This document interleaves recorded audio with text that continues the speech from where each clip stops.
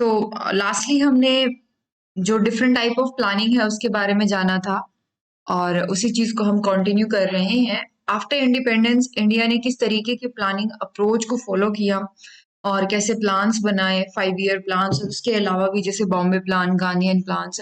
तो इस तरीके के प्लान्स जो हैं वो किस तरीके से इंट्रोड्यूस किए गए, क्या उनका मेन कॉन्सेप्ट था, उन सब के बारे में हम बात कर रहे हैं। तो लास्टली हमें एक चीज तो समझ आ गई कि नॉर्मली जो हमारा मेंटेलिटी होती है कि नहीं, planning is directly related to socialist economy, वो थोड़ी सी यहाँ पे प्रूव हो चुका है कि नहीं, सोशलिस्ट इकोनॉमी में ही नहीं, यहाँ पे कैपिटलिस्ट इकोनॉमी में भी, साथ ही साथ जो मिक्स्ड इकोनॉमी होती है वहां पर भी प्लानिंग चलती है, बट जो नेचर होता है प्लानिंग का वो डिफरेंट होता है।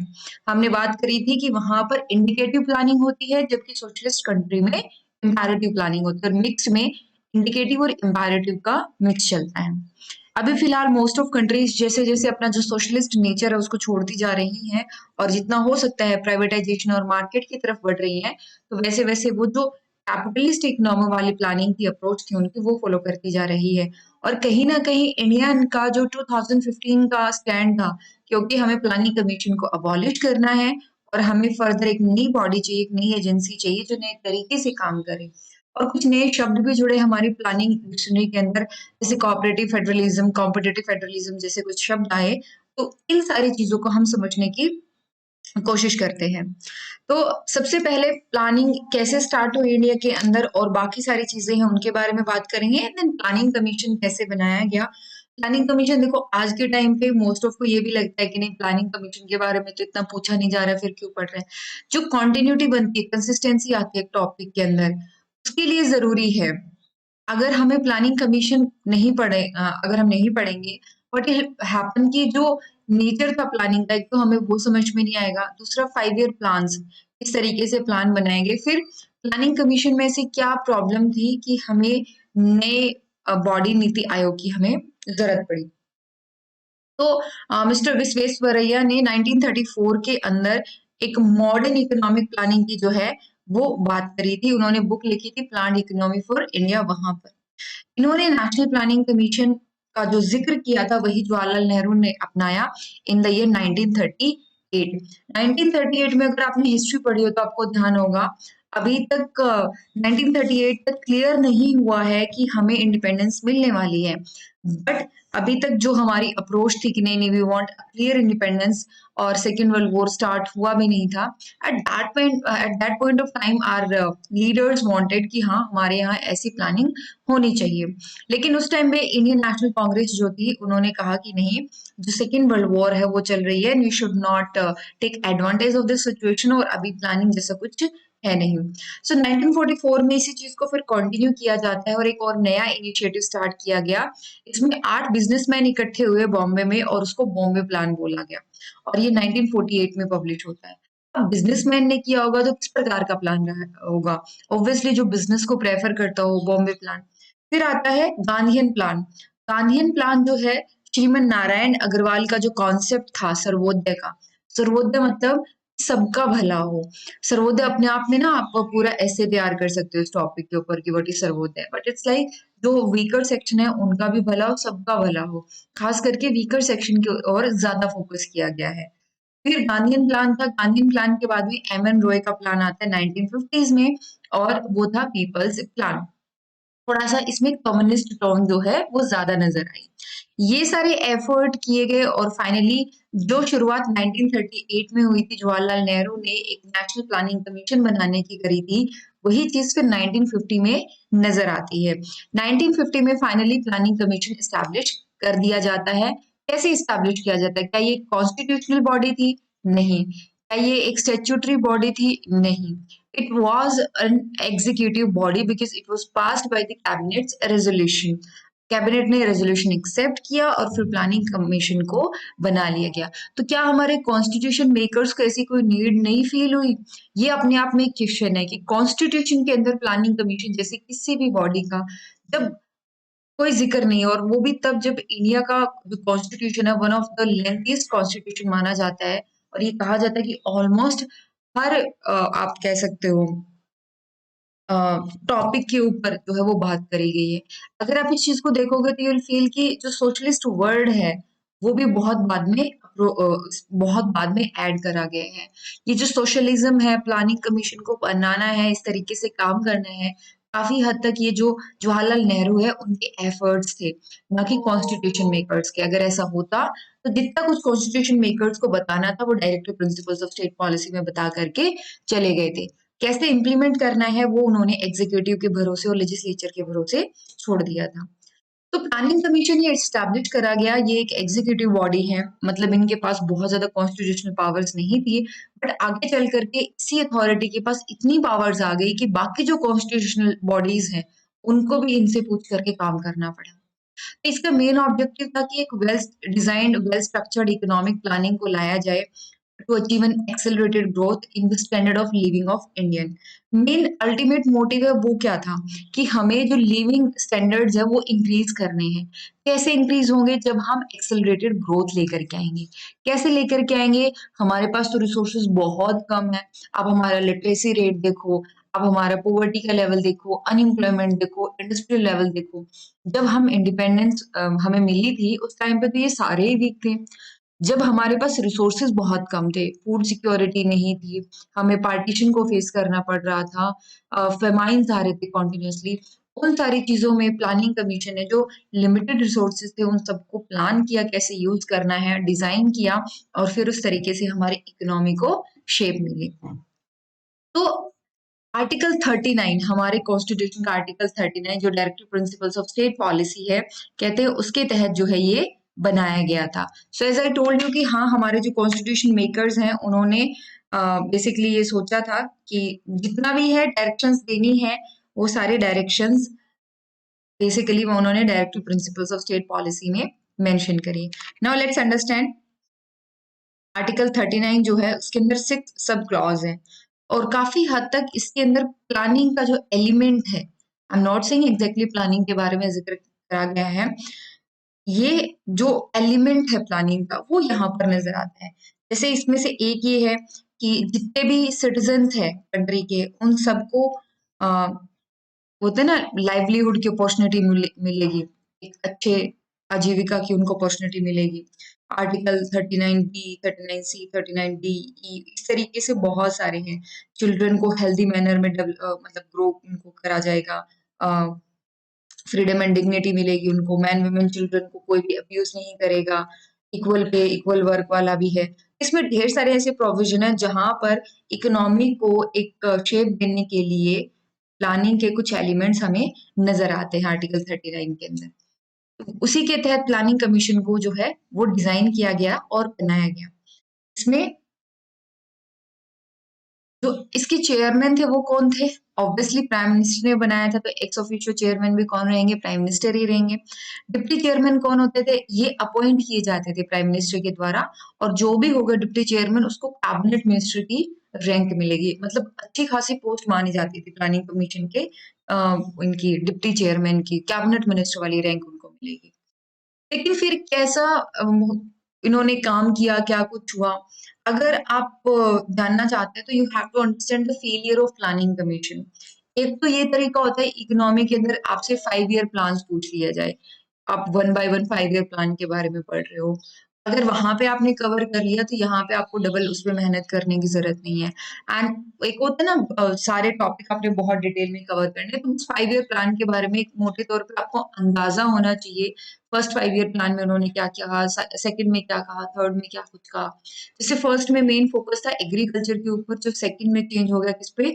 उन्होंने हैवी इंडस्ट्रीज पे फोकस करना स्टार्ट कर दिया था। 12 प्लान्स बनाए गए टोटल अभी तक, और बीच में कई एनुअल प्लान्स भी आए, बिकॉज एक एक साल की प्रॉब्लम थी, इमरजेंसी वाली सिचुएशन थी। Eight that point of time उन्होंने 5 ईयर प्लान को कंटिन्यू ना करके सालाना एनुअल प्लान्स उन्होंने बनाए थे। फाइनली जो हमारी प्रेजेंट गवर्नमेंट है 2014 में जब ये इलेक्ट होती है तो उन्होंने डिसाइड किया कि प्लानिंग कमीशन जो है वो काफी रिडंडेंट हो चुका है, काफी ना इनएफिशिएंट हो चुका है। सो हमें इस तरीके के एफर्ट करने पड़ेंगे कि प्लानिंग कमीशन को रिप्लेस किया जा सके विद द नीति आयोग। तो कई लोग पूछते हैं कि जब आप प्लानिंग कमीशन जैसे ही बॉडी बनाने का सोच रहे थे तो फिर प्लानिंग कमीशन ठीक था, उसको हटाया क्यों? तो कुछ फेलियर सामने रखे हैं उन्होंने, कुछ कारण है कि प्लानिंग कमीशन यहाँ पे देखो ये उतना कामयाब नहीं था। पहला है जी economic strategy. Failure of planning commission में फर्स्ट है इकोनॉमिक स्ट्रेटेजी। क्या है इसके अंदर? इकोनॉमिक स्ट्रेटेजी क्या होती है कि हम क्या अचीव करना चाह रहे हैं, हमारी स्ट्रेटेजी, जैसे हम कहते हैं ना हमारी study strategy, so what we want to achieve. Planning commission क्या अचीव करना चाह रहा था? इन्होंने कहा कि हमें capital goods based industrial strategy चाहिए। कैपिटल गुड्स क्या होती हैं? जिसके थ्रू हम और भी ज्यादा चीजों को मैन्युफैक्चरिंग करते हैं, heavy industries we can say. Heavy industries बनाने की बात हुई थी और हैवी इंडस्ट्रीज बेस्ड उन्होंने स्ट्रेटेजी अपनाई थी। और यही जो प्रॉब्लम है, यही यही जो आइडिया है उनका, वो सबसे बड़ा कंस्ट्रेंट बना, सबसे बड़ी रुकावट बनी इकोनॉमिक ग्रोथ में। कारण इसकी वजह से क्या हुआ, जो एम्प्लॉयमेंट ऑब्जेक्टिव थे कि इतने लोगों को इतना रोजगार मिलना चाहिए, ये सामने आया। उनके रिलेटेड कंफ्लिक्ट, उनमें जो प्रॉब्लम थी वो सामने आई। The limit placed in industries through licensing, import control, subsidisation, administered price and foreign investment policy. Basically क्या हुआ, देखो दो तरीके होते हैं, will discuss this thing. Development को लेकर के ना दो अप्रोच होती है। फर्स्ट अप्रोच ये कहती है कि आप पहले इकोनॉमी को ग्रो करो। इकोनॉमी में मान लो आपकी ग्रोथ हो गई, तो फिर क्या होता है, बाकी लोगों तक भी धीरे धीरे उसका फायदा पहुंचना स्टार्ट हो जाएगा। This known as trickle down theory. अब ग्रोथ कौन करेगा? ग्रोथ करेगी कुछ इंडस्ट्रीज, कुछ बिजनेसमैन। और वो बिजनेसमैन क्या करेंगे फिर, जैसे जैसे मान लो आज के टाइम पे भारत में जितनी डेवलपमेंट हो रही है, मान लो कि वो 10 ऐसे बिजनेसमैन हैं, 10 ऐसी कंपनीज हैं जो सारा ग्रोथ करे बैठी हैं। इससे क्या होगा, ढेर सारा पैसा तो हमने कमा लिया, लेकिन आप एक ही कंट्री में दोनों टाइप की सिचुएशन देखोगे कि बहुत ज्यादा रिच पर्सन भी है और बहुत पुअर पर्सन भी है। तो दूसरी डेवलपमेंट की अप्रोच आती है, जिसमें हमारे जो नोबेल लॉरिएट हैं अमर्त्य सेन, वो भी उस चीज को प्रेफर करते हैं। दूसरी डेवलपमेंट की अप्रोच ये है कि पहले इकोनॉमी पे फोकस करने की बजाय पहले फोकस करा जाए लोगों के ऊपर। पहले हमें सोशल इंफ्रास्ट्रक्चर बिल्ड करना पड़ेगा। जैसे हमें अच्छी एजुकेशन प्रोवाइड करानी पड़ेगी, हमें अच्छी हेल्थ कंडीशंस उनको देनी पड़ेगी, अच्छी एम्प्लॉयमेंट अपॉर्चुनिटी उनको देनी पड़ेगी। हमें सोशल इंफ्रास्ट्रक्चर बिल्ड करना पड़ेगा। और जब लोग एजुकेटेड हो जाएंगे, हेल्दी होंगे, तो वो धीरे धीरे इकोनॉमी को अपने आप ग्रो कर लेंगे। तो इसमें प्रायोरिटी है कि पहले प्रायोरिटी आप किसको दे रहे हो। पहले प्रायोरिटी अगर आप इकोनॉमी को दे रहे हो, तो क्या होगा कि लोग उसमें हमेशा, लोगों के लिए प्रॉब्लम रहेगी, या तो उनको एम्प्लॉयमेंट नहीं मिल रही है, या उनके लिए हेल्थ कंडीशंस अच्छी नहीं है, एजुकेशन अच्छी नहीं है। या फिर आप एक काम कर लो कि लोगों के लिए प्लानिंग कर लो, लोगों को जैसे होता है ना, सर्व शिक्षा अभियान चलाया गया कि सबको एजुकेशन मिले। एक वो टारगेटेड अप्रोच है, वो लेकर के आप चल सकते हो। प्लानिंग कमीशन की अप्रोच थी कि हम सबसे पहले इकोनॉमी को डेवलप करेंगे, ये वाली अप्रोच के साथ वो काम कर रहे थे कि first we will develop the economy and then जो भी होगा वो फायदा धीरे धीरे पूरे पब्लिक को, पूरी कंट्री को होता जाएगा। यही हुआ। और यही यहीं पे मेंशन है कि आपकी जो अप्रोच थी कौन सी इकोनॉमिक स्ट्रेटेजी को लेकर के, कि हमें कैपिटल गुड्स इंडस्ट्रीज जो है वो बनानी है, वही अप्रोच आगे चल करके सबसे बड़ी प्रॉब्लम क्रिएट करती है। एक तो एम्प्लॉयमेंट जनरेट नहीं हो पाया, दूसरा था कि जो लाइसेंसिंग है, आप कोई भी काम कर रहे हो, you have to take license. आज के टाइम पे भी लेना पड़ता है, बट इतना ज्यादा जो लाइसेंसिंग का है वो बहुत ज्यादा स्ट्रिक्ट सिस्टम नहीं रहा। मतलब इसको ना लाइसेंसिंग राज बोला जाने लगा। और 1991 तक, जब तक एलपीजी रिफॉर्म्स नहीं आए थे, तब तक लाइसेंसिंग राज ही था। गवर्नमेंट कंट्रोल कर रही थी पूरी मार्केट को लाइसेंस प्रोवाइड कराने के लिए। इम्पोर्ट कंट्रोल था, हम बाहर से जो चीज चाह रहे थे वो कंट्रोल हम इम्पोर्ट नहीं कर पा रहे थे। बहुत ज्यादा कंट्रोल हमें फेस करना पड़ रहा था। फिर जितना भी एक्सपोर्ट किया जा रहा था उसको सब्सिडाइज करके, जितना हम बाहर भेज रहे हैं सब सब्सिडाइज करके भेजा जा रहा है, तो उसमें भी हमारी जो कॉम्पिटिटिवनेस है वो खत्म हो गई। जितना प्राइस है मार्केट डिटरमाइन ना करके गवर्नमेंट डिसाइड करती थी कि हाँ इस चीज का प्राइस कितना रहने वाला है। और फॉरेन इन्वेस्टमेंट पॉलिसी हमारी कुछ खास अच्छी थी नहीं। तो जब हमारे पास इन्वेस्टमेंट ही नहीं आएगी, एक तो होता है कि हम खुद की कैपेसिटी बिल्ड करें, खुद हम अपने रिसोर्सेज जनरेट कर रहे हैं, और दूसरा है कि बाहर वाले लोग आकर के इन्वेस्ट कर रहे हैं। हमारी ना तो खुद की कैपेसिटी डेवलप हो पा रही है, ना ही बाहर वाले लोग आकर के वहां पे इन्वेस्ट कर पा रहे हैं। तो प्लानिंग कमीशन की ये जो सिंगल माइंड वाली अप्रोच थी ना कि हाँ हमें ऐसे ही काम करना है, इसमें कोई अल्टरनेटिव स्ट्रेटेजी के लिए जगह नहीं थी।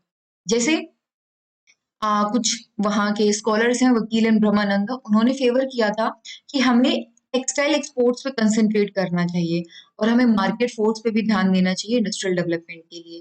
टेक्सटाइल एक्सपोर्ट पे क्यों? क्योंकि ट्रेडिशनली इंडिया जो है वो डोमिनेट कर रहा है टेक्सटाइल एक्सपोर्ट्स को हमेशा से ही।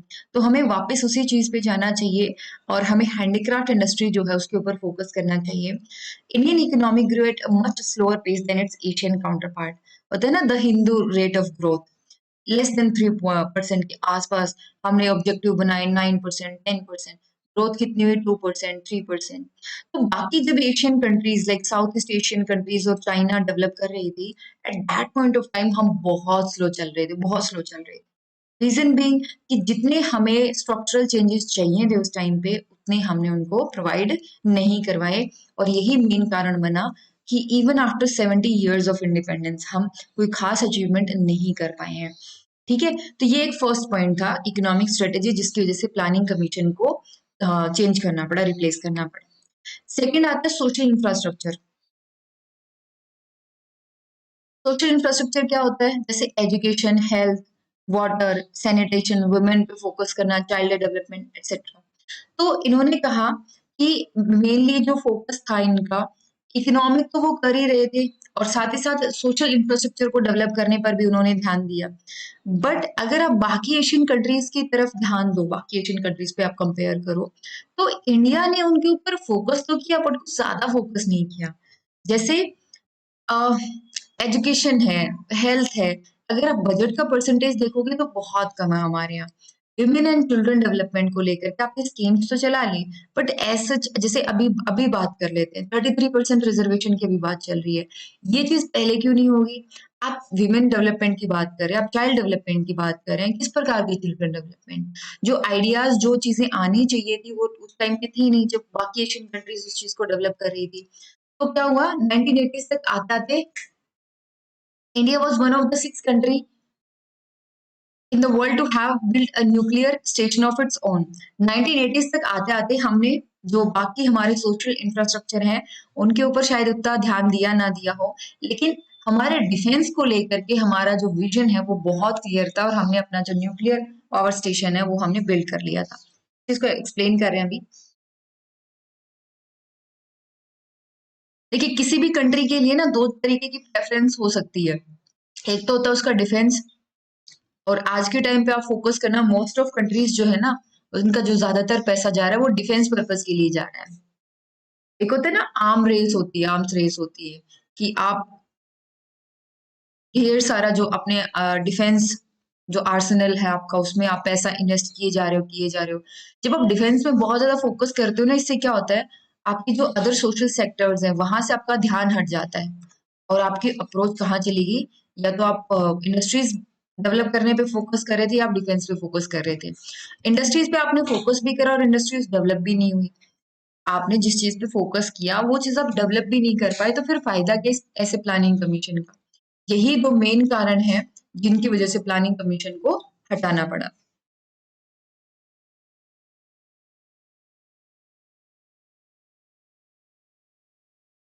नेक्स्ट आता है critic of Indian model of development. Third point है ये। मतलब जो हमारा मॉडल ऑफ डेवलपमेंट था, जैसे हम काम कर रहे थे, उसको लेकर के काफी ज्यादा क्रिटिक्स, काफी ज्यादा प्रॉब्लम्स भी सामने आई। जैसे जो इंडियन मॉडल है इसको क्रिटिसाइज किया गया मिस्टर जे आलूवालिया के द्वारा। वॉज ही, ये चेयरपर्सन है board of governors the Indian council for research और इंटरनेशनल इकोनॉमिक रिलेशन। इन्होंने बेसिकली, सॉरी, मिस जे आलूवालिया है, शी इज अ लेडी। तो उन्होंने कुछ पॉइंट्स ऑफ क्रिटिसिज्म बताए। उन्होंने क्या बताया बेसिकली, फर्स्ट, जो भी इंडिविजुअल इंडस्ट्रीज हैं उसमें कोई भी ऐसे परमिशन, कोई भी एंट्री जो है वो नहीं होनी चाहिए, या कह सकते हैं नहीं है, जिसकी वजह से क्या हो रहा है, डोमेस्टिकली कंपटीशन नहीं बढ़ पा रहा है। मतलब मार्केट को या प्राइवेट सेक्टर को बहुत इजीली एंट्री नहीं मिल पा रही है, एंड बिकॉज ऑफ दैट क्या हो रहा है, कंपटीशन ना के बराबर है, कंपटीशन बहुत डाउन चला गया। दूसरा, एक तो घर में भी कंपटीशन नहीं है, दूसरा आप डोमेस्टिकली कंपटीशन ना करके फॉरेन कंपटीशन भी आप नहीं कर रहे हो। You are protecting your domestic industries from foreign competition and what is happening, आप क्वालिटी के मामले में, क्वांटिटी के मामले में हर जगह पिछड़ रहे हो। अगर आप फॉरेन कंपटीशन ले आते ना, तो आपके यहाँ की जो इंडस्ट्रियल डेवलपमेंट है वो बहुत अच्छी हो गई होती। ठीक है, तो ऐसा इनका मानना था। Then disallowing companies in losses to exist, हुआ ये कि एग्जिट, सॉरी, कंपनी को एग्जिट करना, अगर मान लो कोई लॉस में चल रही है, एग्जिट करना चाहती है, तो at that point of time even the public sector company they have to continue at any cost, वो चलती जा रही थी। And because of that what is happening, जो सिक कंपनीज होती हैं, जो बीमार हैं, जो बहुत अच्छा परफॉर्म नहीं कर रही हैं, वो भी काम करती हुई जा रही थी। बहुत ज्यादा फिजिकल कंट्रोल नजर आया, time to time inspection, time to time license control और ये सारी चीजें। क्या इससे हमें फायदा हुआ? नहीं, इससे बहुत ज्यादा नुकसान हुआ। जो इनोवेशन था धीरे धीरे कंट्री में वो खत्म होता चला गया। Then rent seeking activity that slow down the entrepreneurship, कुछ इस तरीके की एक्टिविटीज, कुछ इस तरीके की चीजें नजर हमें आई, जिसकी वजह से क्या हुआ, हमारी जो एंटरप्रेन्योरशिप थी, जो स्पिरिट थी एंटरप्रेन्योरशिप की, वो चेंज हो गई। यहाँ पे एक फ्रेज यूज हुई है, रेंट सीकिंग। ये रेंट सीकिंग क्या होती है उसको समझ लेते हैं थोड़ा सा।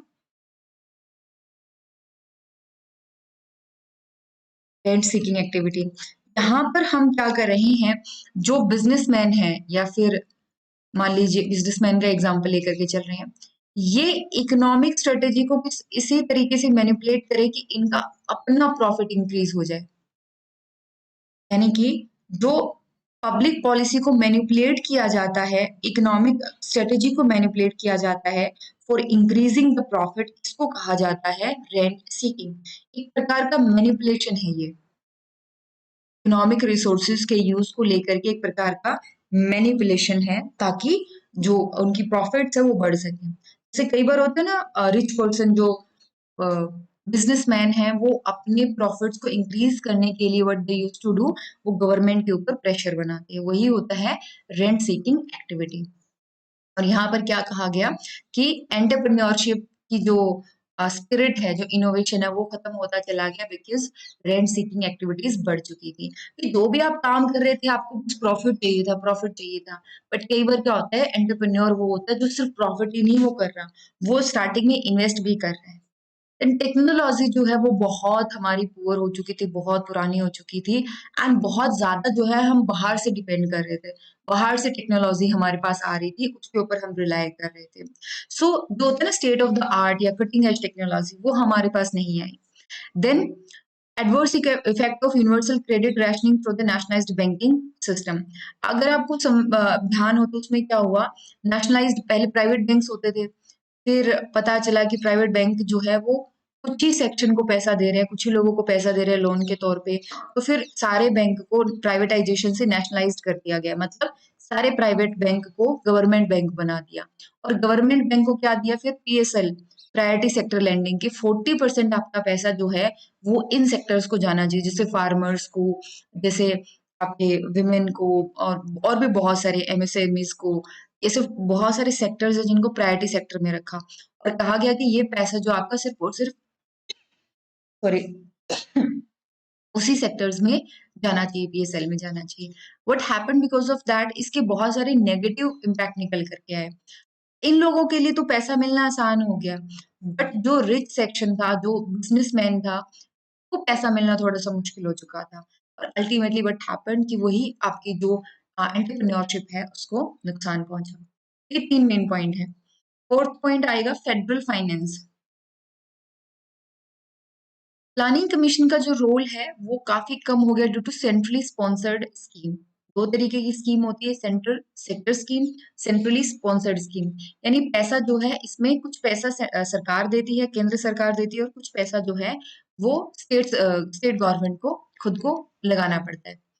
अब इसमें ये हो रहा था, अ, कि अगर आप पढ़ोगे ना अपने प्रेसिडेंट रूल और उसके बारे में पढ़ा होगा, तो उसमें से एक ये भी है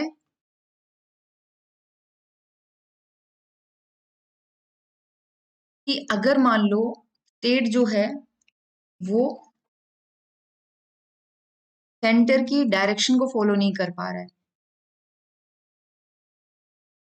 और अगर ऐसा है कि कोई भी स्टेट सेंटर की डायरेक्शन को फॉलो नहीं कर पा रहा है तो फिर गवर्नमेंट को हटा करके वहां पे प्रेसिडेंट रूल लगाया जा सकता है। और कौन सी डायरेक्शंस जो सेंट्रल सेक्टर स्कीम या सेंट्रली स्पॉन्सर्ड स्कीम्स होती हैं। अगर गवर्नमेंट ने कह दिया कि हाँ यहाँ पर पैसा जाना चाहिए, यहाँ पर पैसा लगना चाहिए, और फिर भी अगर वो काम नहीं हो रहा है तो फिर ये इसी के अंदर आएगा। सेकंड चीज ये कि जो प्लानिंग होती थी, जो बजट हमारा तैयार होता था, उसके अंदर भी दो प्रकार के प्रोविजंस होते थे। एक होता था प्लान एक्सपेंडिचर और दूसरा होता था नॉन प्लान एक्सपेंडिचर।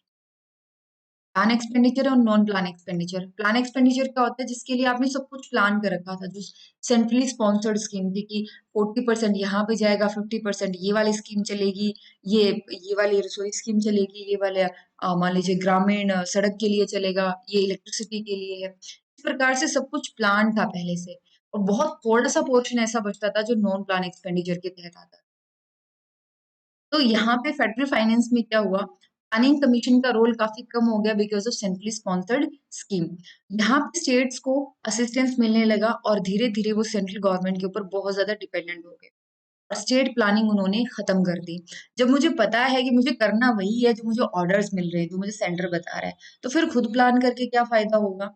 बाद में जब कोऑपरेटिव फेडरलिज्म आया, इसकी वजह से क्या हो रहा है? प्लानिंग कमीशन का होना या ना होना बात बराबर है। ठीक है, सेंट्रल लेवल पे तो आपने प्लान कर लिया। इस अप्रोच को कहते हैं top down approach. Top down approach किसे क्यों? क्योंकि सब कुछ जो है वो टॉप लेवल पे प्लान किया जा रहा है, सब कुछ प्लानिंग कमीशन ही प्लान कर रहा है। स्टेट गवर्नमेंट के लिए बहुत कुछ बचा नहीं प्लान करने के लिए। तो स्टेट लेवल प्लानिंग का क्या होगा? फिर जब इसको रिमूव किया गया, सॉरी, इसको रिप्लेस किया गया विद नीति आयोग, तो दो नई टर्म्स हमारे सामने आई। एक तो आया कोऑपरेटिव फेडरलिज्म और एक आया कॉम्पिटेटिव फेडरलिज्म। दोनों ही क्या है, वन बाय वन समझते हैं कोऑपरेटिव फेडरलिज्म और कॉम्पिटेटिव फेडरलिज्म को। इसमें क्या हुआ कि कुछ जो स्टेट्स हैं, उन्होंने फिर ग्लोबल इकोनॉमिक फोरम जैसे कुछ अब होता है ना इंटरनेशनल लेवल पे, वो जाकर के जैसे इन्वेस्टमेंट लेकर के आने लगे। उन्होंने अपने स्टेट में एंटरप्रेन्योरशिप को बढ़ाने के लिए, बिजनेस को बढ़ाने के लिए फिर डिफरेंट डिफरेंट स्कीम्स चलानी स्टार्ट कर दी, क्योंकि अब उनकी जिम्मेदारी थी अपने स्टेट को डेवलप करना। पहले कोई भी स्टेट है मोस्टली वो सेंटर पे रिलाई कर रहा था कि हमें तो जी सेंटर से पैसा मिलेगा और तब हम काम करेंगे। कोऑपरेटिव फेडरलिज्म और कॉम्पिटेटिव फेडरलिज्म क्या है? ये दोनों चीजें बेसिकली ये है कि हमारे यहाँ जो प्लानिंग की जा रही है, जो डेवलपमेंट की प्रोसेस है, उसमें सारे स्टेट्स मिल करके काम करें। वो तो होता है कोऑपरेटिव फेडरलिज्म।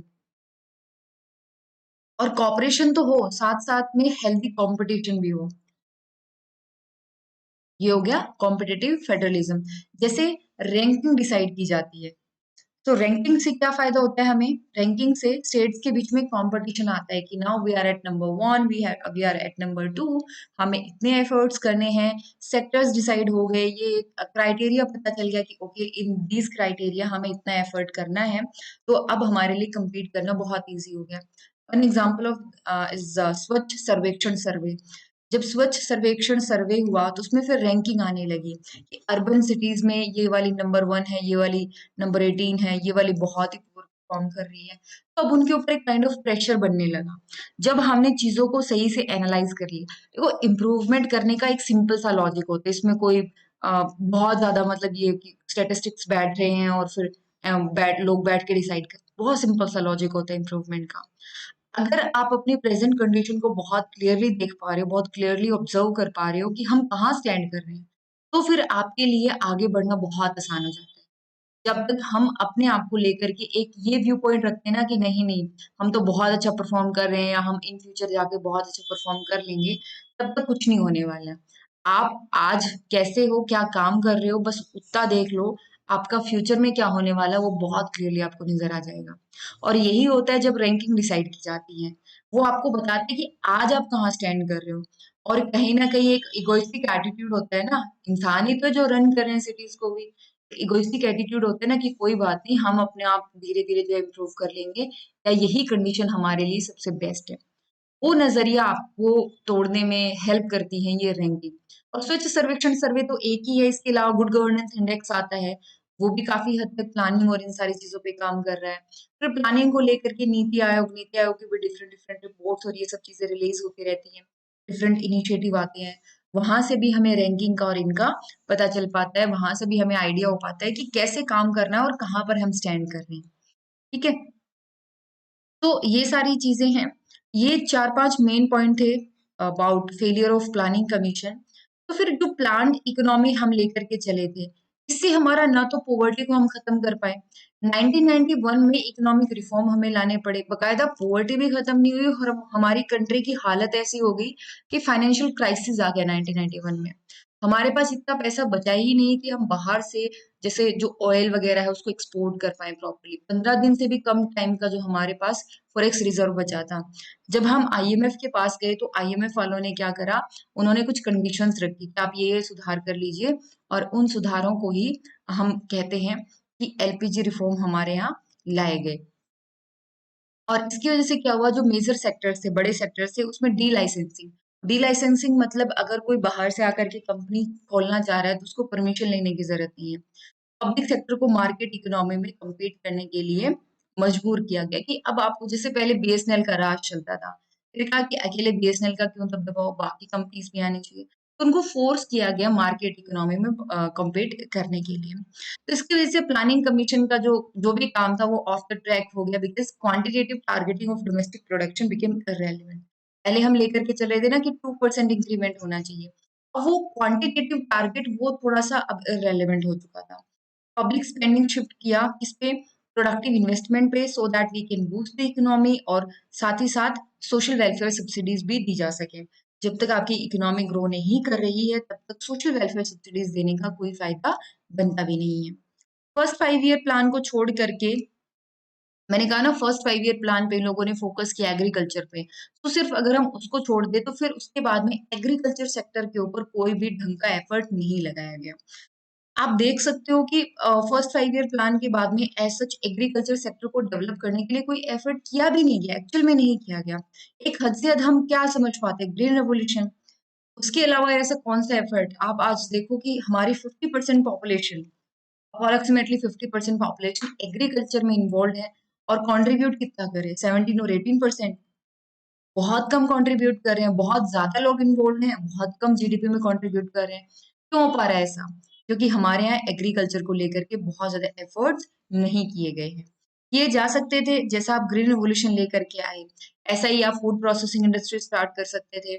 जैसे एग्रीकल्चर है ना, आइसोलेशन के अंदर कभी डेवलप नहीं होगी। जब लोगों को फायदा नजर आएगा कि हाँ, कुछ कमर्शियल क्रॉप्स है उनको हम ग्रो करके फायदा उठा सकते हैं, या जो अगर हम फूड ग्रेन्स भी अगर हम अपना ग्रो कर रहे हैं तो उससे हमें फायदा हो रहा है।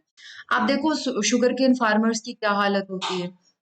उनको जैसे उन्होंने अपना बेचा, बहुत लंबे टाइम तक हो सकता है उनको पेमेंट ही ना दी जाए। कई बार ये होता है कि बहुत अच्छा प्राइस नहीं होता मार्केट में एग्रीकल्चर को लेकर के। तो एक प्रॉपर जो प्रॉपर स्कीम होनी चाहिए थी ना एग्रीकल्चर सेक्टर को लेकर के, वो कभी नजर नहीं आई। और एज वी ऑल नो कि फर्स्ट प्राइमरी सेक्टर डेवलप होता है, फिर सेकेंडरी डेवलप होता है, फिर टर्शरी डेवलप होता है। हमने ना प्राइमरी करा ना सेकेंडरी करा, हम सीधा घुस गए किसमें, टर्शरी सेक्टर में, सर्विस सेक्टर में, और वो हमने बड़ा अच्छा वो कर लिया। लेकिन वी फॉरगेट कि ये सबसे ज्यादा पॉपुलेशन यहाँ पर है, यहाँ पर सबसे हाईली क्वालिफाइड जो लोग होते हैं ना वही जा पाते हैं। तो बाकी पॉपुलेशन का क्या होगा, बाकी पॉपुलेशन का क्या होगा, वो भी फिर अनएम्प्लॉयमेंट इंडेक्स में काउंट होंगे कि हाँ ये इतने लोग जो है वो बेरोजगार हैं। फिर जैसे बहुत ज्यादा लोग जो हैं बहुत सुसाइड करने लगे थे, फार्मर सुसाइड का केस आने लगा था, अपना जो भी उनका प्रोड्यूस था। अरे भाई, 1 रुपए 2 रुपए किलो अगर वो बिकेगा, 6 महीने उसने मेहनत करी, और फिर प्राइस क्या है, 1 रुपए 2 रुपए किलो, तो क्या होगा फिर, आप उसको बिखेर ही दो सड़क पे। यही हो रहा था, because they don't get prices that cover even the cost. सोच के देखो, 6 महीने आप कहीं पे काम करो और लास्ट में आपके हाथ में 1,000 रुपए थमा दिए जाए, व्हाट विल हैपन? आप भी तो बाहर फेंकोगे ना कि भाई ये देने की जरूरत है कि ये भी अपने पास रख ले। यही हालत थी फार्मर्स की भी। तो प्लानिंग कमीशन को डिसॉल्व किया गया due to inertia in its strategy. Inertia मतलब कि एक जो इनोवेशन चाहिए था, जो नयापन चाहिए था, वो नहीं आ रहा था, और ये रिप्लेस कर दिया गया with the NITI Aayog. So I hope ये वाला टॉपिक आपका क्लियर हो गया होगा। कुछ पूछना है इसमें?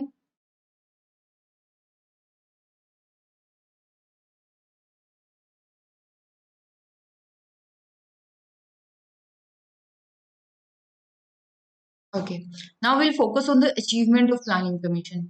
सब कुछ मतलब कुछ सब कुछ प्रॉब्लम भी तो नहीं थी ना, सब कुछ खराब भी तो नहीं चल रहा था, कुछ अच्छी चीजें भी थी।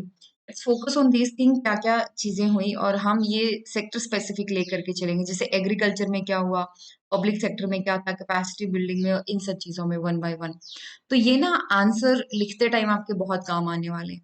कई बार क्या होता है, हम कौन सी अप्रोच लेकर के चलते हैं कि 5 year plan, first 5 year plan कैसे हुआ, क्या क्या प्रोविजन थे, और सेकंड 5 ईयर प्लान में क्या क्या थे। यहाँ पर मैंने इनको क्लब करके टॉपिक वाइज बना दिया कि हाँ एग्रीकल्चर में ये एफर्ट किए गए, कैपेसिटी बिल्डिंग में ये सब चीजें थी। तो इनका मेन फोकस था rapid socio economic development. First 5 year plan आए, इन्होंने हमारे इंस्टीट्यूट्स को स्ट्रेंथन करने के लिए, कैपेसिटी बिल्डिंग के लिए काफी एफर्ट किए। तो कुछ अचीवमेंट है, जैसे सबसे पहले एग्रीकल्चर। फर्स्ट 5 ईयर प्लान ने, just after independence first 5 year plan आता है, तो बहुत सारी प्रॉब्लम्स थी हमारे सामने। एक तो पार्टीशन हुआ था तो रिफ्यूजीज बहुत ज्यादा थे। दूसरा, हमारी एग्रीकल्चर हालत बहुत खराब थी, तो फूड शॉर्टेज बहुत ज्यादा था। At that point of time हमारा ऑब्जेक्टिव था कि कम से कम खाने की कमी तो ना हो, एग्रीकल्चर प्रोडक्शन बूस्ट करना।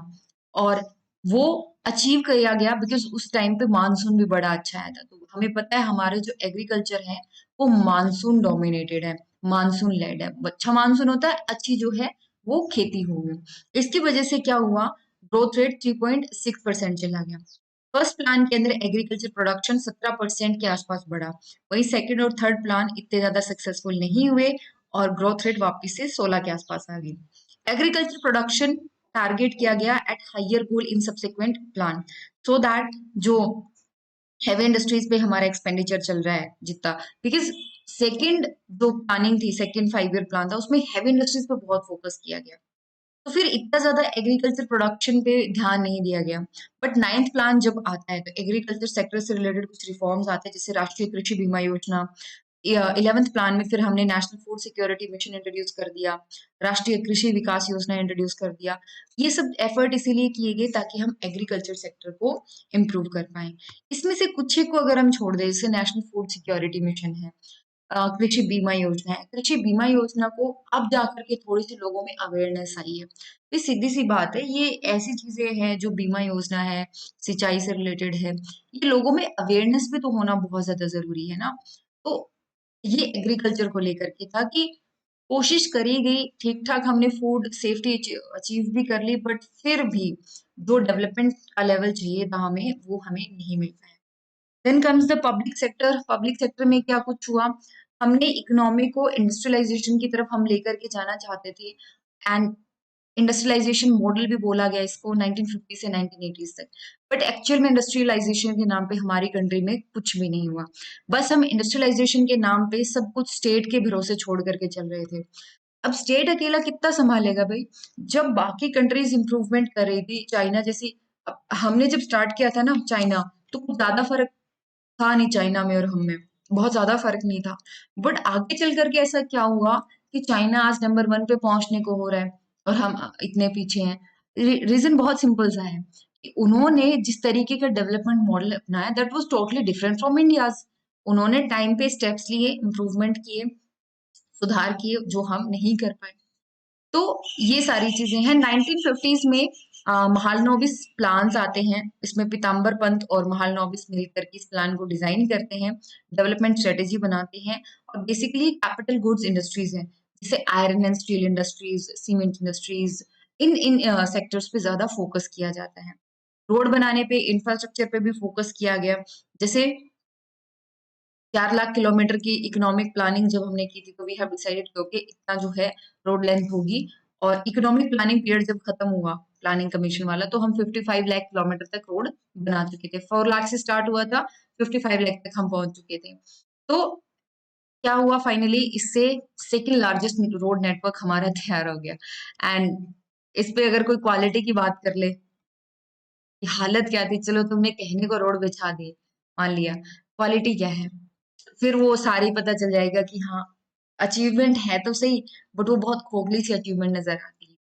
आप आज भी देखो, नेशनल हाईवेज की ठीक ठाक है हालत, कुछ हद तक ठीक है, but what about state highways, what about the district जो रोड होते हैं उनका हाल, उनका देख लो, और विलेज रोड का तो बस पूछो ही मत। हालत हर जगह ऑलमोस्ट अभी भी सेम है, बट हाँ, जो नेशनल हाईवेज हैं, जो बाकी रोड्स बनाए जा रहे हैं सिटीज को कनेक्ट करने के लिए, वो अब ठीक ठाक अच्छा काम कर रहे हैं। तो एजुकेशन, हेल्थ, सैनिटेशन, उसमें भी काफी कुछ इम्प्रूवमेंट किया गया। इतना इम्प्रूवमेंट किया गया कि सैनिटेशन को लेकर के हमें वापस एक बहुत बड़ा अलग से एक पूरा का पूरा मैकेनिज्म हमें स्टार्ट करना पड़ा, एक इनिशिएटिव हमें स्टार्ट करना पड़ा, लोगों से रिक्वेस्ट करनी पड़ी कि ओके, स्वच्छता का पहले ध्यान रखें। एजुकेशन को लेकर के अभी तक कोई बहुत बड़ा एफर्ट हुआ नहीं है। नेशनल एजुकेशन पॉलिसी आई है, वो भी क्या कुछ है इम्प्रूवमेंट उसमें, जब इम्प्लीमेंट होगी तब पता चलेगा। हेल्थ सेक्टर में हम लोग जो हमारी हेल्थ नीड्स हैं उनको इम्प्रूव किया, जैसे इम्यूनाइजेशन का आया, और भी फोकस किया गया। जो विमेन हैं, प्रेग्नेंट विमेन हैं, उनकी हेल्थ के ऊपर फोकस किया गया, कोशिश करी गई। एफर्ट्स ऐसे नहीं है कि कोई ऐसा सेक्टर उन्होंने मिस किया कि जिसके ऊपर उन्होंने ध्यान नहीं दिया, बट सारे सेक्टर्स पे ध्यान देते देते वो किसी एक सेक्टर के डेवलप भी नहीं कर पाए ढंग से। अगर इससे अच्छा ये होता कि वो 3-4 सेक्टर पकड़ते, उनको डेवलपमेंट कर लेते, उनको डेवलप कर लेते, तो शायद कंडीशन कुछ और होती। वो सब पे फोकस करने के चक्कर में किसी पे भी फोकस नहीं कर पाए। Then comes the community development. Community development में क्या हुआ? Now what is community development? मतलब लोगों में अवेयरनेस लेकर के आ पाना, वही होता है कम्युनिटी डेवलपमेंट। तो जितना पैसा जा रहा है रूरल कम्युनिटी तक या ब्लॉक या विलेज लेवल तक, वो ऐसा ढंग से यूज किया जा सके आपकी अपनी डेवलपमेंट के लिए।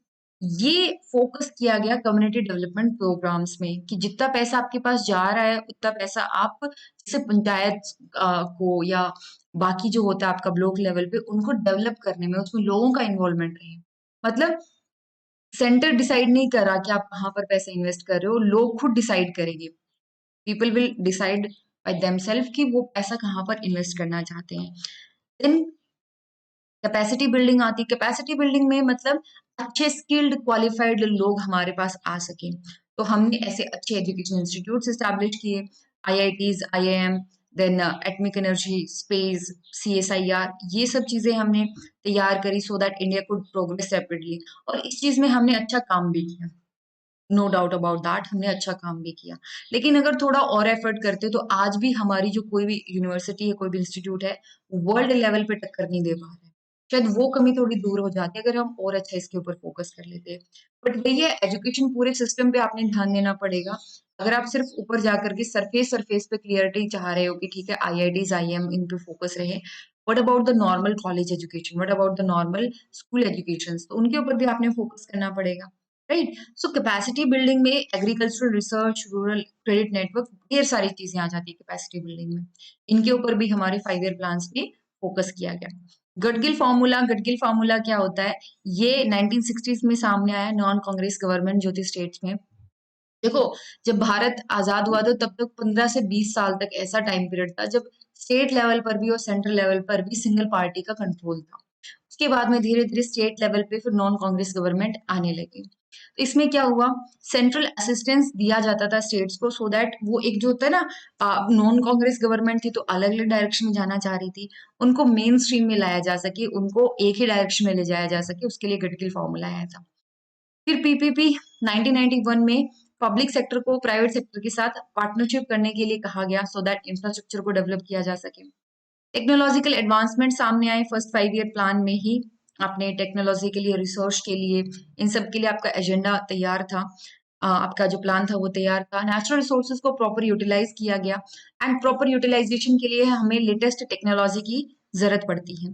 तो आज के टाइम पे भी अगर आप देखो टेक्नोलॉजी के मामले में खास करके जो, देखो अच्छी शुरुआत जो करेगी, जैसे स्पेस में आज के टाइम पे अगर आप देखो, आप बाकी सेक्टर्स में देखो, एग्रीकल्चर रिसर्च में और में, we are doing good, no doubt about that, हम बहुत अच्छा काम कर रहे हैं। इसरो है का एटमिक एनर्जी, उसमें हम अच्छा काम कर रहे हैं, तो उससे हमें फायदा भी हो रहा है। आज के टाइम पे आप देखो इसरो जो उस टाइम पे शुरुआत करेगी थी, आज हम वर्ल्ड लेवल पे टक्कर दे पा रहे हैं। तो वही है, आज अगर हम कोई शुरुआत करेंगे तो हमें 70 साल और लग जाएंगे, और जो चीज 70 साल पहले स्टार्ट करी गई थी उसका फायदा हमें आज हो रहा है। तो प्रोस्पेक्टिव प्रोजेक्शंस क्या होते हैं कि हम इतना अचीव करने का सोच रहे हैं, ये हमारा प्रोस्पेक्ट है, इतना हम इन फ्यूचर अचीव करने का सोच रहे हैं। प्लानिंग कमीशन ने जो ये बनाया, प्रोजेक्शन बनाया था, ये 1952 की रिपोर्ट आई थी, उसमें ध्यान में रखते हुए, पॉपुलेशन ग्रोथ को ध्यान में रखते हुए उन्होंने नेक्स्ट 25-30 ईयर का प्लान बनाया, और ठीक ठाक था। कंप्लीटली फेलियर भी नहीं है, बट जो चीज हम अचीव करना चाह रहे थे वो चीज भी हम अचीव नहीं कर पा रहे। इकोनॉमिक सेल्फ रिलायंस, ये बात भी सही है कि प्लानिंग कमीशन की वजह से हम इकोनॉमिकली सेल्फ रिलायंट हो पाए, डोमेस्टिक प्रोडक्शन हमारा फूड ग्रेन्स का बढ़ पाया, ग्रीन रेवोल्यूशन आ पाया, पब्लिक सेक्टर इंक्रीज हो पाया, कैपिटल एंड कंज्यूमर गुड्स हम बना पाए, एंड ऑब्वियसली सर्विस सेक्टर, इस सेक्टर ने सबसे अच्छा काम किया। इसने इकोनॉमिक ग्रोथ में भी बहुत अच्छा अपना कंट्रीब्यूट किया है। वो पिछले 10 सालों में भी अगर आप देखोगे तो सबसे ज्यादा अगर ग्रोथ रेट है तो वो इसी सेक्टर का है। प्लानिंग कमीशन में 2004 से लेकर के 2014 तक, 2004 टू 2014, इसमें काफी सारे नए चेंजेस करे गए, जैसे बहुत सारे नई चीजें लाई गई, बहुत सारे चेक्स एंड बैलेंस लाए गए, पब्लिक अकाउंटेबिलिटी को इंट्रोड्यूस किया गया। प्लानिंग कमीशन ने बहुत सारे बदलाव लाए, रिव्यूज को टाइम टू टाइम इंट्रोड्यूस किया गया, और ये फोकस किया गया, दो चेंज इसके अंदर लाए गए प्लानिंग कमीशन में। फर्स्ट, लोगों से राय पूछी जाए, लोगों को पूछा जाए कि आप कैसे क्या चाह रहे हैं, प्लानिंग स्टेज पे ही लोगों से पूछ लिया जाए। दूसरा, जो सेंट्रली स्पॉन्सर्ड स्कीम है, जो अब उतना अच्छा परफॉर्म नहीं कर रहा, उनको खत्म किया जाए, उनको अब ज्यादा कैरी करने की जरूरत नहीं है। तो at that point of time 2004 to 2014 तक जो हमारे प्राइम मिनिस्टर थे, मिस्टर मनमोहन सिंह, डॉक्टर मनमोहन सिंह, उन्होंने कहा कि one size does not fit all. मतलब एक ही अप्रोच सारे जगह पे लागू नहीं हो सकता। आप कह रहे हो कि okay centre will decide and the state will follow, ऐसा नहीं होने वाला है। आपको स्टेट्स का भी जो है वो पूछना पड़ेगा कि what kind of change they want to bring into the schemes. तो सेंट्रली स्पॉन्सर्ड स्कीम्स में स्टेट की भी राय पूछी गई, उनकी स्पेशल नीड्स है उन पे भी ध्यान दिया गया, और इंडिया ने अच्छा खासा जो ग्रोथ रेट है वो अचीव किया, पॉवर्टी नंबर कम हुए। बट जो 5 ईयर प्लान थे ना, उससे हम इंक्लूसिव डेवलपमेंट नहीं लेकर के आ पाए। हम एचडीआई इंडेक्स में बहुत कम परफॉर्म कर रहे थे, तो इसीलिए फिर प्लानिंग कमीशन को 2015 में स्क्रैप कर दिया गया, उसको खत्म कर दिया गया, because it was considered as irrelevant to the needs of economy. All the planning commission ने 70 साल तक एक जो होता है ना कोहेसिवनेस, जितना अचीव करेंगे वो पता नहीं, बट एक होता है ना सही डायरेक्शन में लाना, सारे स्टेट्स को बाइंड करके रखना, उसमें वी कैन से कि planning commission did a great job. But development के मामले में आप देख सकते हो कितना कुछ उन्होंने परफॉर्म किया, क्या कुछ करा। ठीक है, तो ये था प्लानिंग कमीशन। नेक्स्ट हमारा टॉपिक रहेगा, हम फोकस करेंगे हमारा जो नीति आयोग है उसने कैसा परफॉर्म करा, और बाकी की जो हमारी बॉडीज हैं प्रेजेंट डे वो कैसा कुछ काम कर रही हैं। ओके जी।